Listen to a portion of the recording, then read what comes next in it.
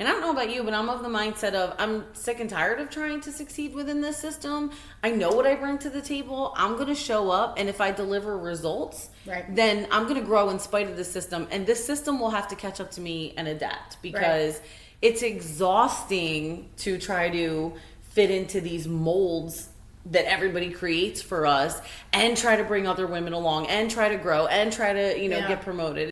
For today's inaugural episode, Rebecca and I are really excited to talk about the importance of women bringing women along.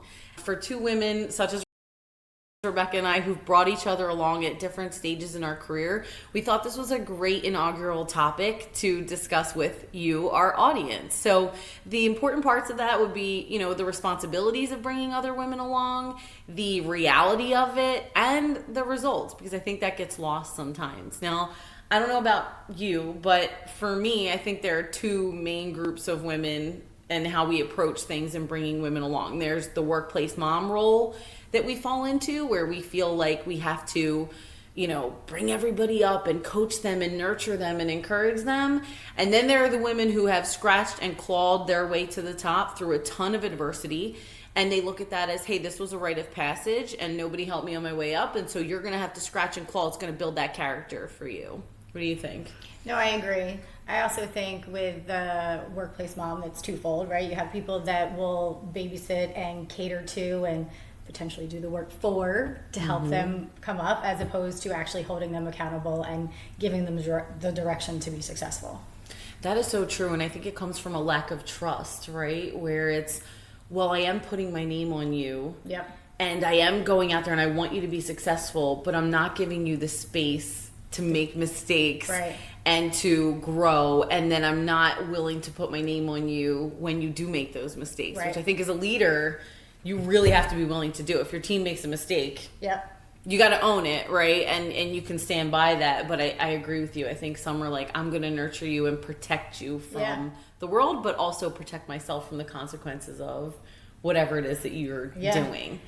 And I think about the scarcity, right? They've had to claw their way. There's not a lot of women at the top. They don't want to make room for other women because then they get pushed out. But also, I feel that I have interacted with women who have been adamant. I previously was one that I would not disclose any personal information about myself, because if you say that you're newly dating or you've been with someone for X amount of years, then all of a sudden you're going to get married and have babies, and you don't want to disclose that to the people that you're supporting. Because especially if it's a male-dominated environment. It's really funny you say that. When you have some of those generational gaps and you have the workplace mom or the one who's like, no, I want to see you scratch and claw. Come on, this is going to build your character. We're perpetuating some of those corporate norms that weren't built with us in mind, and we're actually creating more women feeling like they can't show up authentically, and we're slowing the progress of women growing in their careers. And it's not knowingly, right? We're not doing that intentionally. It's, hey, we want you to succeed, and this is how you succeed in this system. No, I think I'd say in the last 8 years is when I've really just kind of taken the cover off, or mask, I guess you could say, because now I don't care, right? Like, I'm just who I am, and that's what it is. And if you don't like it, tough nuggies. We're moving on, right? And I think part of that too is the bringing the women along, right? And I have had recruiters on my team that I've helped to develop and challenge them, and I've had instances where the ones that I challenge don't want to be challenged, and then I have instances where the one I do challenge continues to put me up on a pedestal and praise me for bringing her along and helping develop her and make her better in her skill set. So it is very interesting. Some people don't want to grow, so that's on them. I think that's really powerful that you say that, though, where the people that you do develop and you do push out of your comfort zone, because I actually think of you when, just for our audience, I'm a stickler on presentations and how Excel worksheets look, etc. And so I would nitpick every little thing in presentations and spreadsheets. And Rebecca caught on really quickly to what I needed, as a direct report of mine.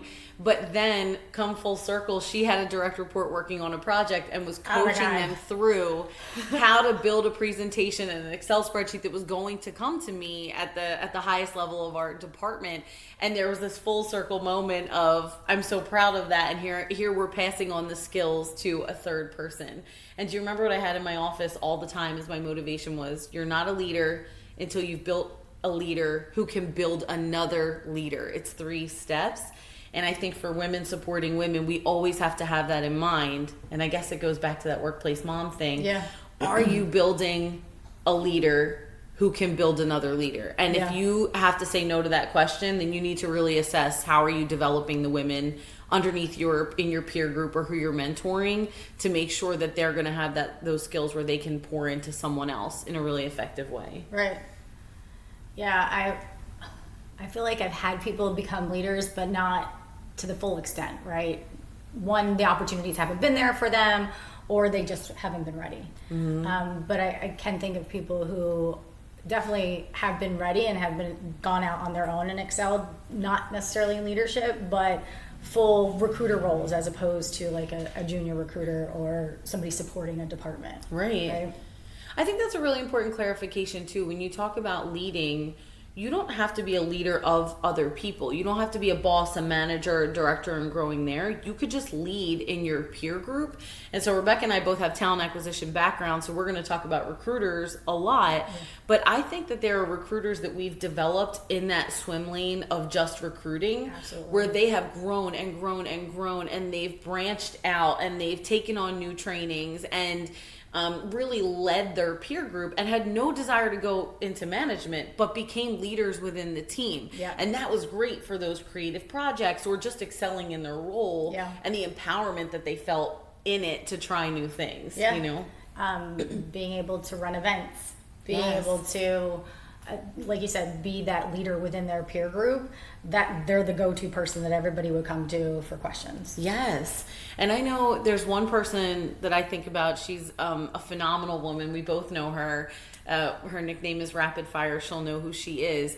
But she is someone who, absolutely, when we would push her out of her comfort zone, would be resistant in a really funny way.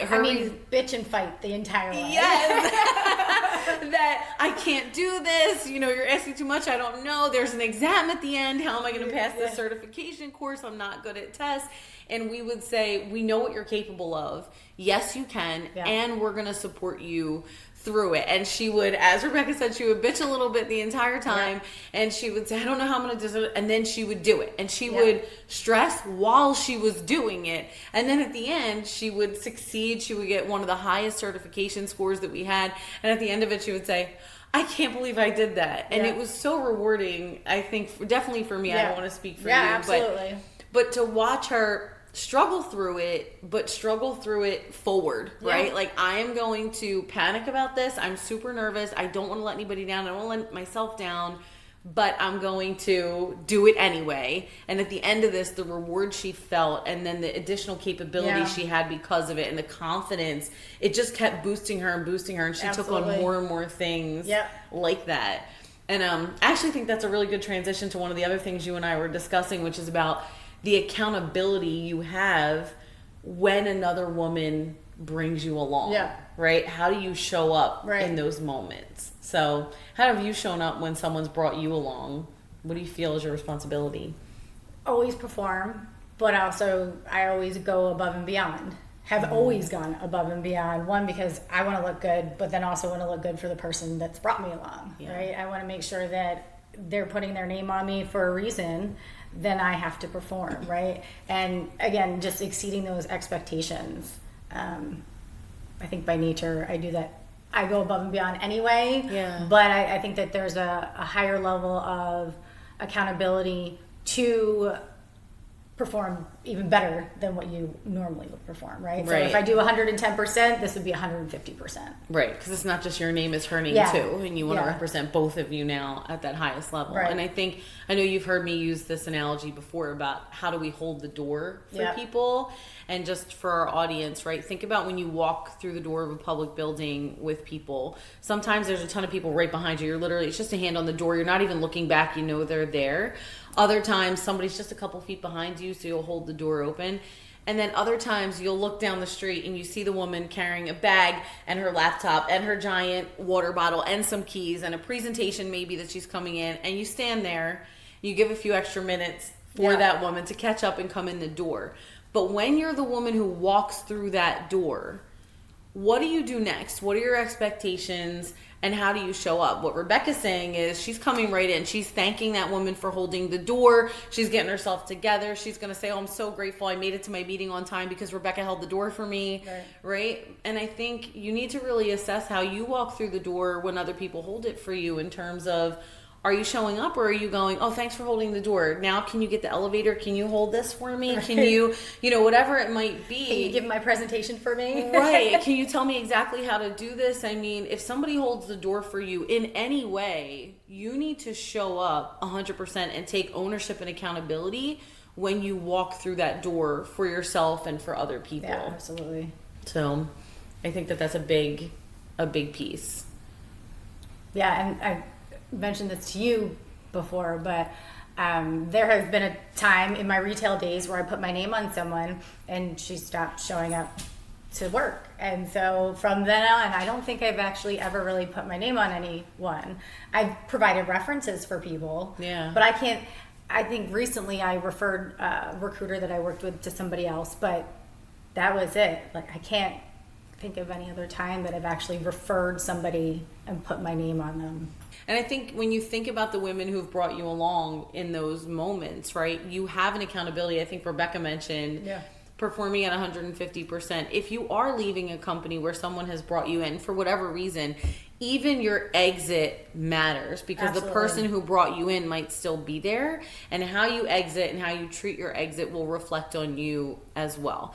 And I know in society right now, there's a lot of discussion about corporate trust and loyalty to companies, and we're not here to preach what you should feel or not. Some companies are great and you really want to be loyal, and other companies are not, and you can exit the way you want to. But always keep your own persona, your own character at the forefront. If somebody asks about you, you don't want there to be any moment out there that somebody can say, oh, she quit without notice, she just stopped showing up, or man, she lost it on everybody in the office and then we never saw her again. You want to really be intentional about saying, how do I want to show up in this world? And it doesn't matter if I need to leave a location, then I need to leave it, but I'm going to leave it on my terms with my character intact. I mean, we've all had moments where we want to flip a desk and leave, but it's not the best way to leave a legacy for a previous employer. Yeah, I 100% agree with that. Even though sometimes it would be nice if we could do that. And I think that whole wait your turn mentality plays into that, because a lot of times, especially if it's a really good company where you're connected to the people and you're connected to the company, they dangle that carrot of wait your turn, it's coming, the promotion is there. Meanwhile, you're looking and you're like, I don't really see that opportunity, but I like it here.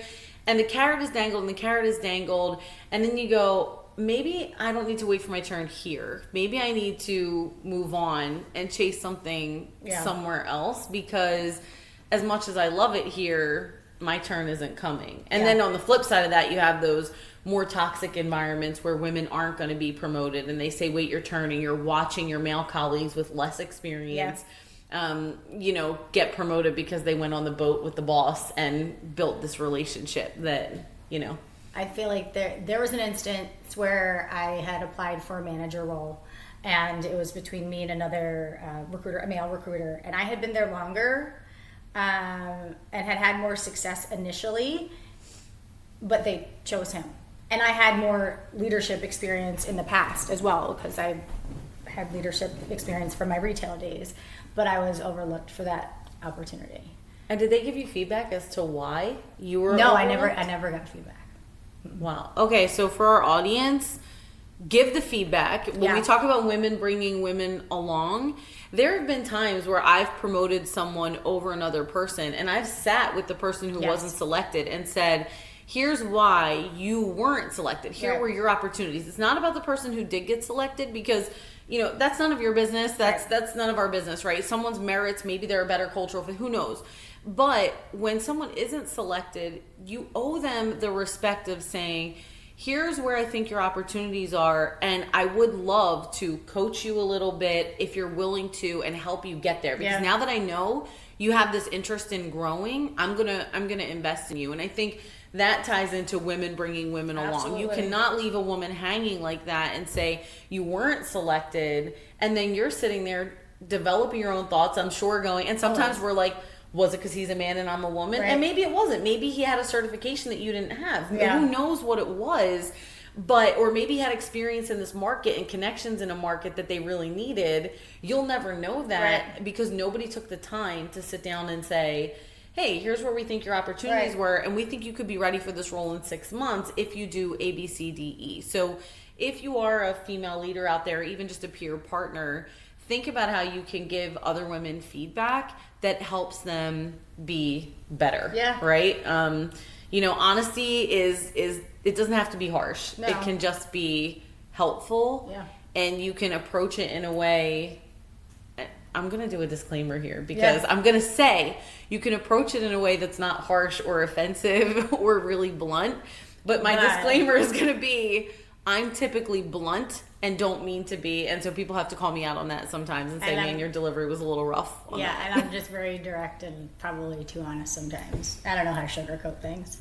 I don't know. I mean, I've made people cry, not intentionally, but I'm like, I'm just speaking the truth. This is a fact. Right? And then they just keep crying. I'm like, okay, well, we can come back and reconvene this conversation. I'm not trying to make you cry.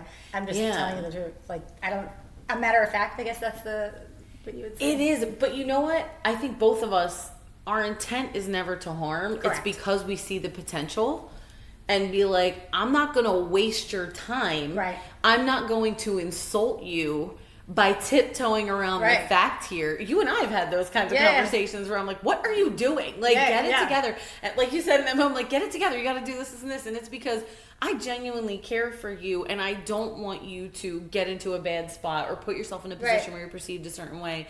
And so I'm going to cut all the bullshit, and I'm going to tell you, hey, here's what I see. Here's the thing you can work on, because the faster we get to the truth, the faster you can convert it and turn it into something really cool. And so I think our delivery style isn't for everybody. I feel like you have a better way to make it a softer approach than I do, because I just come in hard and fast, and you're like, not that you sugarcoat it, right? But you like set it so it's light and fluffy in a sense, and not. It's the granted, sandwich. It's blunt, right? Yeah. But it's not as direct where I'm here, I'm going to give it to you, and that's it, right? Like, I don't know how to do all the fluffy stuff around, right? I don't have time for that. There's it's a really good methodology. It's called the sandwich methodology, right? So you give constructive feedback, and then you give the feedback of, oh no, I'm sorry, I said it wrong. So it's a sandwich method, and it's you give something they do well, opportunities for them to work on. That's the meat, the cheese, everything that's in there. And then you finish it with something else that they're doing well. And all of that is true. So you can point out, hey, I think you're doing really well at A, B, C, D, but let's talk about this, because you really need to work on this. And another fun trick I used to do to help me deliver more empathetically, I think, was in annual reviews.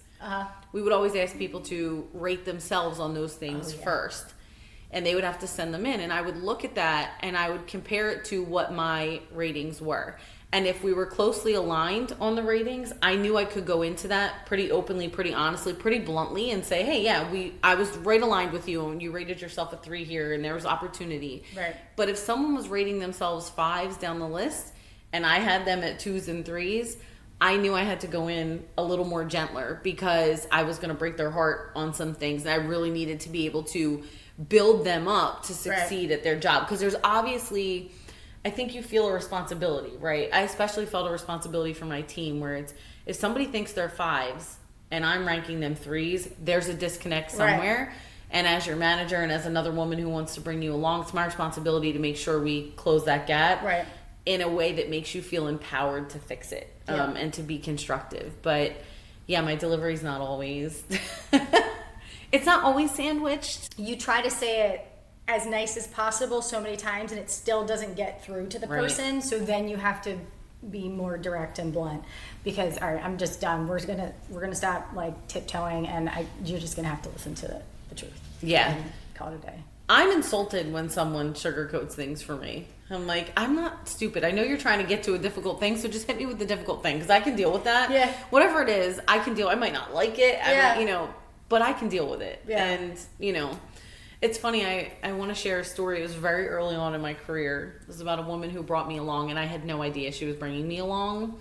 And when you're 20 and 21, I'm sure some of our audience members are in that age group. You really do think you know better. And I was working. I was a supervisor at a job. I had been there many years, through high school. I was going through it. And this one year, the director, she was a woman, she was just nagging me all the time. And I was like, why is she on me? Like, I am one of the best employees here. Like, what is going on? She was on me all the time. And she finally said to me, Katie, if I can't give you constructive criticism, what are we doing here? And I looked out like, this bitch wants to fire me. I was like, she wants to fire me. Like, who says that? And I'm like, well, I'm going to make her eat her words. And for the rest of that, summer, everything she asked me to do, I was like, here she is. She's trying to get me out the door. And I was like, I'm going to do it 150%, right? I'm going to do it 150%. I'm going to perform to spite you. The logic there makes no sense. And at the end of the summer, when we had our reviews, and I was cursing this poor woman's name in my mind every day. I'm like, She sat me down and she said, did you plan on coming back next year? And I said, well, I would like to. And she said, well, we've been so impressed with how much of my feedback you've taken, how you applied it, some of the things you did, that we want you to come back as a manager next year and not a supervisor. I was so salty. I felt so horrible, and I was so young. I've taken that with me forever. Yeah. We were just talking about how when people say feedback is a gift, I think it's cheesy. I don't like that line. But what I thought was this horrific punishment she was giving me all summer was her pouring into me. She was the only female leader of that group. She saw potential in me, and she was pushing me and pushing me and pushing me, and not in a comfortable way. Her delivery wasn't great. Right? Her delivery wasn't great all the time, and I was like, I thought she hated me and she wanted me out of there, and here she was grooming me to be more successful. She was pouring into my potential, and I couldn't see it. I was too young and I was too blind. And that goes back to that accountability we were talking about of when somebody is helping you and developing you, how do you show up for them? Now, I showed up for her out of spite. I didn't show up for her in the right way. The intention was wrong, but you did it. I did it. But I think it's really important for us as you grow in your career. I was very immature then, but as you grow in your career, when you know those moments and you see somebody pouring into you, even if their delivery isn't right, like often the women who have had to scratch and claw to get their way to the top, they're not going to give you, they're not the workplace mom. They're not giving you that sensitive approach. They're like, suck it up, get your shit together, and let's go. And you have a responsibility to receive what they pour into you and take it with a grain of salt, take it through your own lens and say, okay, whatever that was, however she just delivered it, she's delivering it, and let me apply that in a way that works for me authentically in my job. Yeah. I feel like I can think of a woman that I worked with who I feel like she had to scratch and claw her way to the top. Now at the top, doesn't necessarily believe in bringing women along. But also thinks of herself as like the workplace mom. And so it contradicts everything, right? But I also think deep down, just people pleaser, only wants people around them. It's really not conducive for a business environment. Yeah. And after experiencing that for a little over a year, I realized that it wasn't the place for me, right? Because those aren't the things that I believe in. Like, I believe in building people up and supporting them and helping them grow. Right. And, when I would bring ideas to the table, we'll do that. Nothing ever came to fruition. Mm-hmm. It was a lot of yes, just to kind of, in the moment, appease you. Yeah. And I acknowledge that I was I was too grown for that right. place, right? I had too many things to offer and too many things to contribute to helping the success of the overall business, but nobody wanted to listen to that because what do I know? Yeah. And so I think, those are, I think about like when I realized that wasn't the place for me. Because we should be bringing women along. We should be helping build them up, challenging them, making sure that they are continuously growing and developing themselves as opposed to just doing what they're told in a sense or, asked to in the moment. Where, me, I'm proactive by nature and want to be busy all the time. And so her sense of urgency is off the chain. I mean, it is, you're just jumping off the mountain already. It's amazing. And so I want to be able to be successful in whatever I'm doing. So I want to be proactive and get ahead of the game. And when I can't get the information to get ahead of the game, like, okay, what's my purpose? Right. Like, right. Why am I even here? Yeah. Mm-hmm. I do think it's important to call it though. Rebecca and I we've talked about a lot of different women, right? We've talked about the workplace mom. We've talked about maybe the insensitive woman at the top. But I think to bring it sort of full circle back to that scarcity mindset you brought up in the beginning, that scarcity mindset drives women apart, right? Absolutely. It creates this illusion that there's only room for one woman at the top. That's not true. There might be 12 positions at the top. 11 of them are filled with men. Yeah. We belong in those spots also. Yeah. And something a former boss said to me, he was a man, he was wonderful, one of my favorite bosses. When I asked him how he made the leap from the job he was in prior to the job he was in above me, which was an executive position, he said, well, I looked at it and I said, I got about 60% of this down. The rest I'll figure out when I get there.